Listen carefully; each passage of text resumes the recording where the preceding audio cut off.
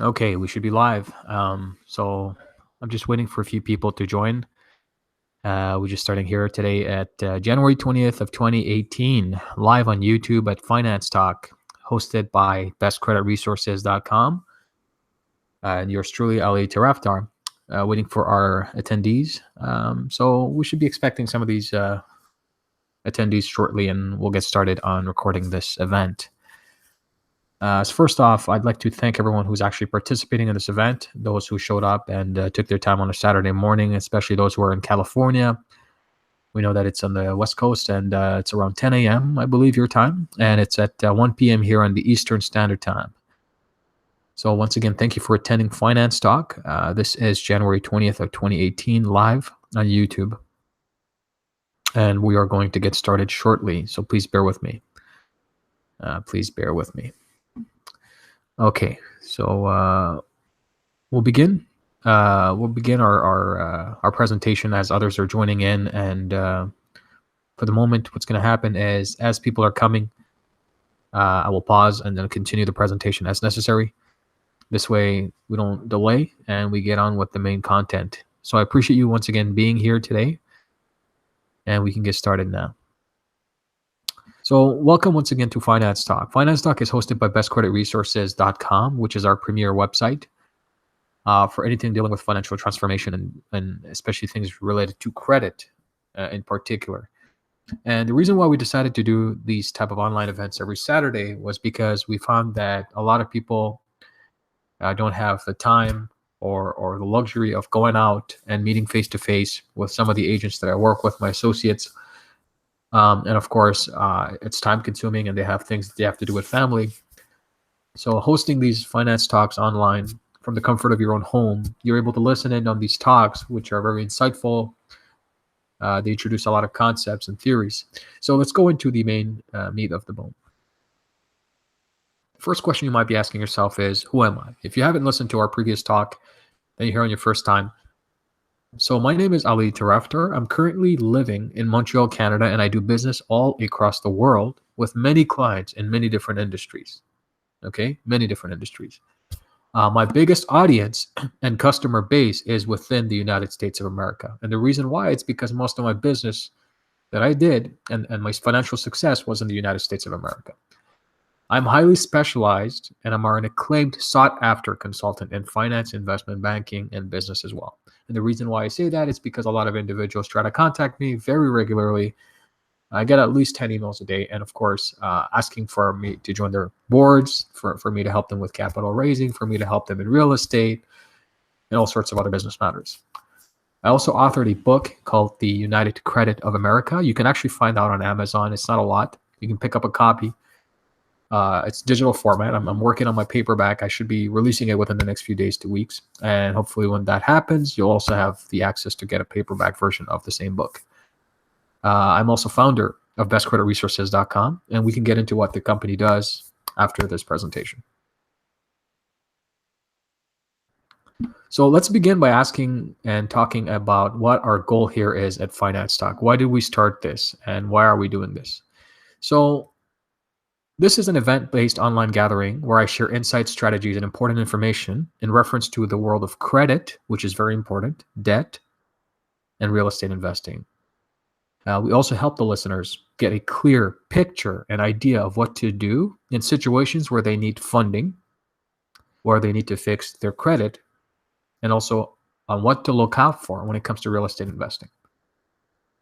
Our goal is to build, a community where open discussions may take place, such as these talks, right? And I answer questions left by my audience in the following sessions and events. For example, after this talk, I'll give you a email that you could email me if you have any specific questions related to this particular talk or anything dealing with debt or credit.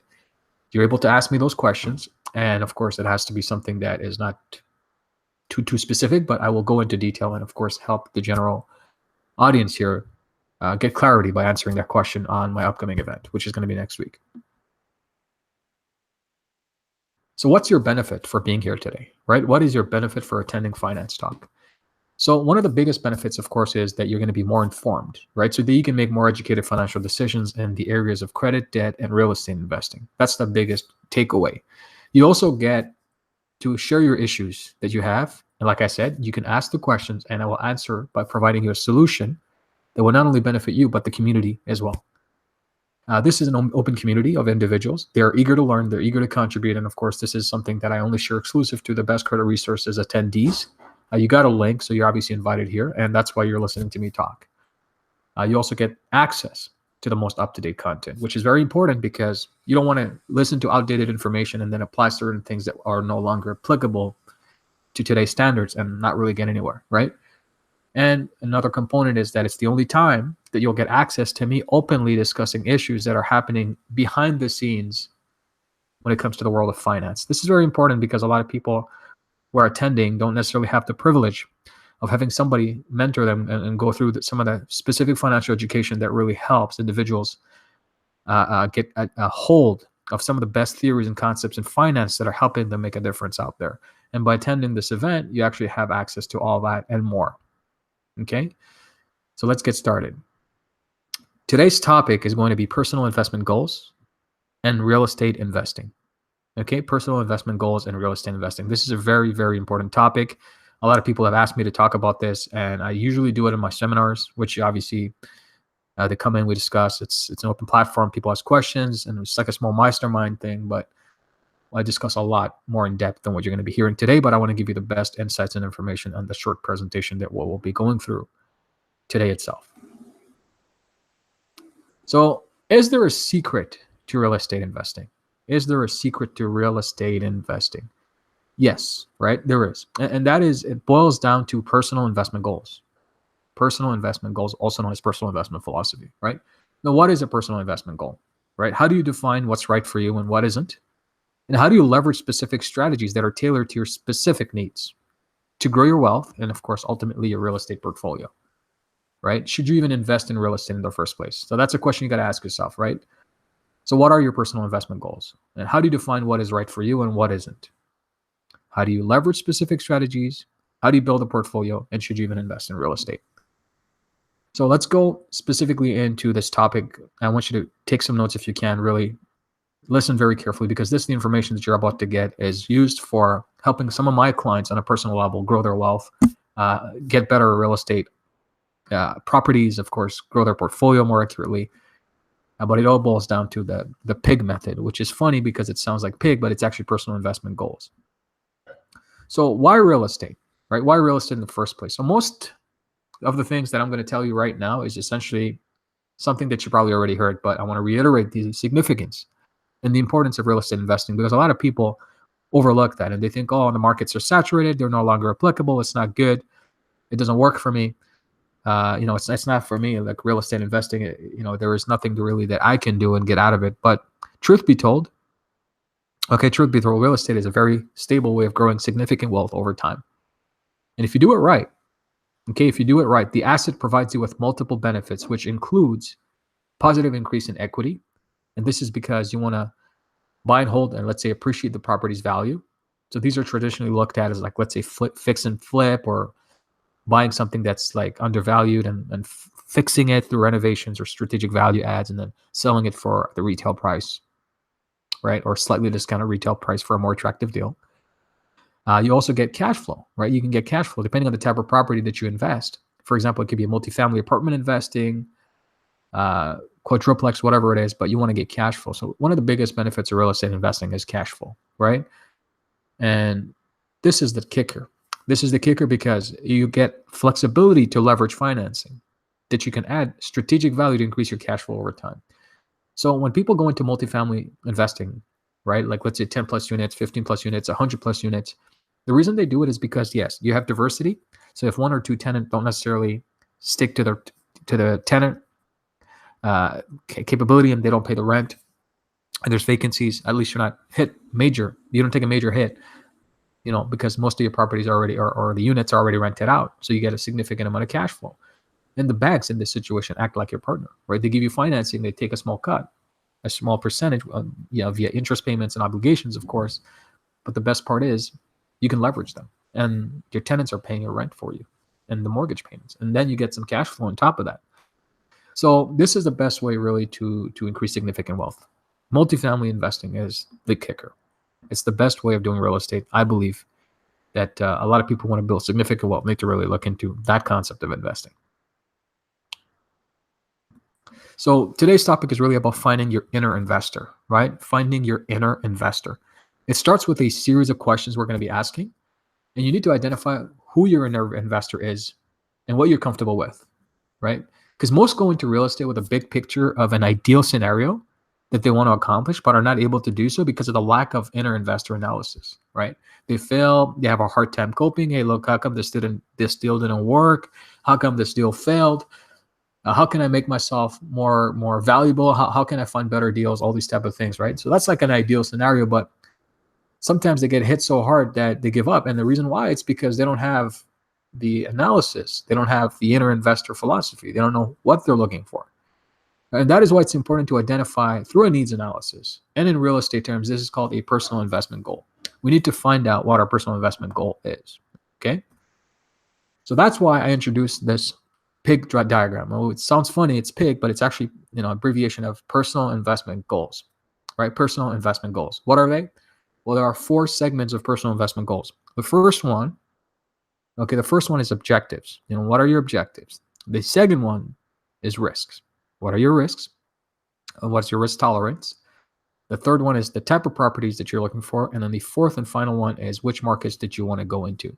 Now let's dig a little bit deeper into the pig diagram so we can go over exactly the concept of each item that's listed on this diagram, and to help you get some more clarity in terms of how to properly analyze and write down your personal investment goals based on these 4 quadrants. So first things first, right? You want to identify what your objectives are. Anybody who's going into real estate really needs to cope with this and really understand, hey, look, what is my objective? What am I trying to do? How am I going to be doing it, right? So you should always start by asking yourself, what is my primary objective? What is my primary objective? Okay. Is it spendable cash flow so you can spend today, have some comfort, have some cash that you can use to live day to day? Or are you looking for long-term growth, right? Do you want to have access to leverage and you want to build equity? Like that's what we talked about. We also talked about, are you aiming for appreciation and a mix of cash flow at the same time, right? For example, buying an undervalued multi-unit that's really vacant, that don't have much occupancy, but you come in, you do some strategic alignments, you renovate the property, you add some fixes, and all of a sudden you have a strategic marketing campaign that goes out, you work with a very good team in real estate, and then you're all of a sudden getting more occupancy and less vacancies, which ultimately builds up your cash flow. But at the same time, it helps appreciate the equity and the neighborhoods around it, right? So whatever it is that you're looking for, right? Whatever it is that you're looking for, be sure to have that objective in mind as part of your investment goals prior to even starting in real estate investing. Have it down, write it down. What is my objective? Do I want cash flow? Do I want long-term growth, right? Do I want to leverage so I can build equity? Whatever it is, this is what you need to start with. You need to identify what your objectives are. And then the next thing you want to talk about is understanding your risks, right? We talked about objective. We know what you're looking for. Now, at the same time, how much risk are you willing to take, right? You have to figure out what types of risks you are willing to take. Would you consider, for example, yourself as a very aggressive investor, which in case, let's say if you win, you actually win pretty big, right? But if you lose a lot. Okay, you lose a lot. Or would you consider yourself a more conservative investor, right? Are you very conservative in terms of how you spend, how you find deals, or do you want to protect your money as much as possible, or are you looking for a steady long-term growth, which in turn can actually help or negate the opportunities that are out there because you'll be conservative, but at the same time you're careful, right? So you got to determine what your risk profile is. Prior to even engaging in real estate investing. As part of the 4 quadrants we're going to be discussing. So not every deal will provide the same amount of risks, right? Not every deal will provide the same amount of risks, which is why you need to come in prepared with a set of standards, right? In terms of how much risk you're personally willing to take. You have to tell yourself, okay, well, I have X amount of dollars. I know what my objectives are. I want cash flow, for example, right? And I know I'm not going to be willing to take all the risks because I have people who depend on me. I have financial circumstances. I have to take care of myself. I'm not in a very good place to be able to take so much aggressive risks, right? So you got to come prepared in terms of the standards you're willing to work with for yourself, set the guidelines, and then follow through with that. And of course, be sure to stick to the limits of your risk to stay within your comfort zone and your personal investment goals. Once again, right? Make sure you stick to the limits because you don't want to overstep that and then all of a sudden feel regret for going into real estate in the first place. And that's what happens a lot, especially to a lot of real estate so-called investors out there. And then the third diagram we discussed is what types of properties do you want to invest in, right? What types of properties do you want to invest in? Of course, at the beginning, a lot of people feel, oh, I want to get here, this, that, all sorts of things. But at the end of the day, you need to start with a guideline. Okay, you can go into real estate investing with all sorts of assumptions and a deal scenario. But like I said, it's called gambling, right? So what you want to do, is what are you most comfortable with? Okay, is it single family homes? Is it duplex, quadruplex, multifamily? Whatever it is, land or hotel development, whatever it is, you're comfortable with, right? And you need to make sure that the comforts that you have, right, is some things that you're interested in, right? Are these the properties that you'll be interested in? Will you be able to invest? And this is a very important question. Will you be able to invest your time and money on those properties? Okay, can you dedicate full time? Can you dedicate and allocate a lot of time to learn everything that you can about those types of properties that you want to go into and that you're interested in? So, for example, if you're going into single family homes, right, are you able to build a team that can help you through inspection, renovations, roofs, aesthetic look, decorations, whatever it is? You need to know everything I mean, literally everything that you need to know about that property before you actually go into it. Now, first of all, do you have the time to learn about that? Can you commit and devote time before you actually get into investing into those areas? So a lot of people feel that real estate investing is passive. It can be, but you need to be aggressive when it comes to investing in those type of properties. And for you to do that, especially if you want to grow your wealth, you need to devote your time. You need to have objectives to learn certain things before you get into them. Okay. And of course, you want to ask yourself, do you want to start with two types of properties, or do you want to build a portfolio of similar properties? Now, here's the key takeaway. Okay, here's the key takeaway. Always make sure, right, that you get your feet wet prior to engaging in portfolio building, as that requires exceptional performance and experience dealing with properties that you want to build into a portfolio.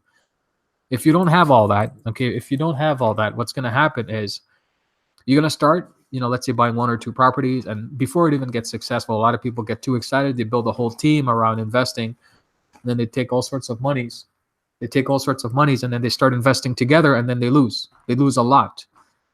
So what happens now is that portfolio that you built doesn't have any value. So you have to get your feet wet. You have to test that out. You have to test the waters, because if you don't, you're taking a huge risk with not only your money, but the team that you'll be working with eventually. So you don't want to take that kind of risk. Okay. You want to invest properly. Also, the fourth part of the diagram is what markets do you want to get into? What markets do you want to get into? And this is important because, some of the markets that people want to do, for example, you're living in New York and you decide, hey, I want to invest in Texas. That's not a bad idea. But here's the thing, like, are you comfortable in terms of the location and the demographics? Are you able to travel regularly? Can you give your time, especially if it's multifamily? Like, are you able to look at property management? Do you want to outsource that? Or do you want to be more hands-on? All sorts of questions you have to ask yourself, right? You have to ask all these type of things as part of your investment goals before you actually go into investing, like I said. Okay, are you willing to go into low-end markets? Because these are risky, but at the end of the day, right, they can provide potentially more higher income, right? Or will you be able and more comfortable with the stress of dealing with all these type of low-end markets? Because you have to be able to handle that when you get into this business. Because when you're thinking about, okay, I want to deal with low-end markets to have a higher yield, that comes with a price, right? So you have to know yourself before you do that. Or would you be interested in higher scale areas? It's more comfortable, obviously, less stress. But like I said, there's a cost for everything. There's also less income. Okay. So here's a professional tip that I'd like to give to people listening today. Okay. Play out the worst case scenarios on each, with the low end and the high end, and find out what you feel would best fit your comfort. Okay. This includes, total loss in either tenants or, of course, equity as well. How would you feel today if you invested $100,000 in a property and you lost everything? Do you feel that the value that you learned from that is enough to compensate for future investment goals? Or do you feel that, okay, oh my God, I lost everything. I'm not feeling well. I need to get out of this business, right? Especially if you're in the low end markets, it's going to be very tough to come up with a resale strategy. But if you're in the high end market, yes, less income, but there are also strategies that you can do to kind of flip it around and somehow recoup some of your monies that are lost, right? So you have to think about that. What are the markets that you want to go into? So the importance of the pig diagram, which is personal investment goals diagram, is that not only does it save you a lot of time and stress, but you don't need to figure out real estate, because this way, okay, you'll have a advantage by having a set of criteria listed prior to even starting. Okay, you'll have your criteria listed prior to even starting. So when investing, you can refer to your personal investment goals and understand exactly what you're looking for based on your economic and investment conditions. Okay, so I'm going to ask you to do an exercise after this. Whenever you get a chance, take out a piece of paper after this presentation and write down your personal investment goals. Especially, we talked about the 4 quadrants, right? The 4 areas and the components, and then make sure that you note them down. Take your time to do them, right? Take your time to write down your objectives. Take your time to write down what kind of maximum risks you're willing to take. Take your time writing down what kind of properties you want to purchase, and of course, take your time to write down exactly, right? Take your time to write down exactly what you're willing to go through in terms of the markets and the demographics that you want to do business with. So that's very important, because if you don't have that, then don't even think about real estate investing. A lot of people do this without the need of going through a pig diagram, but I essentially say that, you know what? It's not worth the time and effort to go into real estate without really knowing yourself first, because you won't have the limits. You won't have a certain guideline. It's like a business plan for yourself. You need it to succeed in real estate investing. Okay. So I'm going to ask you a question. Do you want to achieve your real estate goals faster and quicker? Okay. Do you want to achieve your real estate goals faster and quicker? Now, you can start small, which is a lot of people, right? And grow your wealth over time and on your own. And that can take an average of 8 to 10 years to potentially double, or even if you're tactical, triple your wealth. That can happen. Or you can let me mentor you on exactly what to do and how to do it so that you can achieve your personal financial success. You can achieve your real estate personal investment goals faster and much quicker than most who are just starting off, or even those who are already in the game, right? But are not able to move ahead because of certain economic, financial, and personal reasons. And this is very important. So that's a question I want you to think about. So we have a mentorship program. Okay, we have a mentorship program which consists of a personal one-on-one VIP private session. We have access to me for a full day as we go through your personal investment goals and long-term objectives. And if you prefer, you can then work with me throughout the year, where I will make some very powerful introductions depending on if you qualify to some of the wealthiest and most affluent real estate investors within US, Canada, and Europe. Now, I've worked over 10 years to get to this point, and my connections are everything to me. So people who are in my mentorship program who work with me, who say, Ellie, I want to work with you long-term. I want to go into real estate investing on a heavy, heavy level. We go through and I give everything that I have in terms of my Rolodex. I set them down. I do the introductions. And of course, we partner up in a lot of deals. This is very great, right?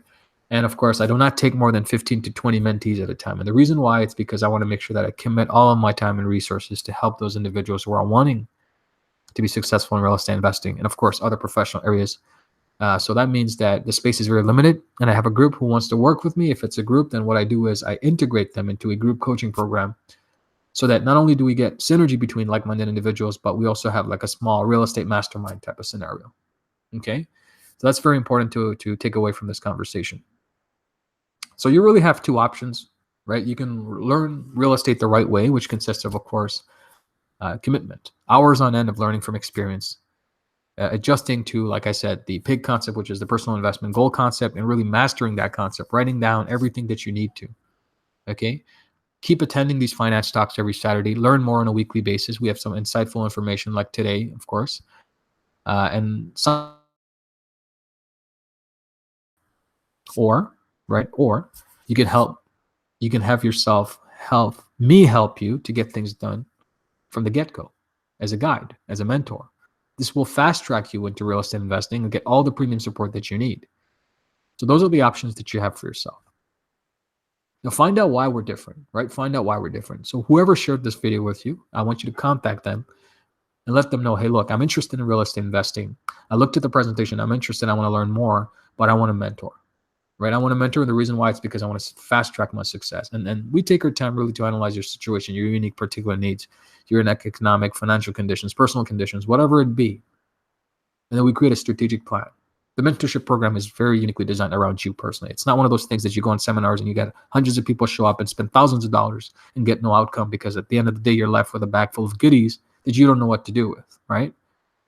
That's not our case. We're very personal. That's why I said I take only 15 to 20 mentees at a time, because I need to commit, because I want them to know that I'm serious. Okay?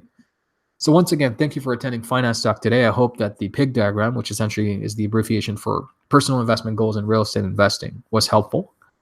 If you have any feedback, comments, or questions, I invite you to send me an email at talk@bestcreditresources.com. Once again, that's talk@bestcreditresources.com. First of all, thank you once again. Right. Thank you once again for being here today with me. I know it's Saturday. For a lot of you out there, it's still early, especially in the West Coast. But I'd like to once again thank you, and I hope that you'll be joining us in the next session. It's very important that you come to these talks because you get a lot of value. As you can see, it's all about value. It's all about creating content that you guys want to see and hear, and of course, at the end of the day, some key takeaways that you can apply immediately in your lives. The best of financial success to you, and I hope to see you in the next episode. Thank you for attending Finance Talk. This is Ali Taraftar, your guide and mentor, and I'll see you in the next episode.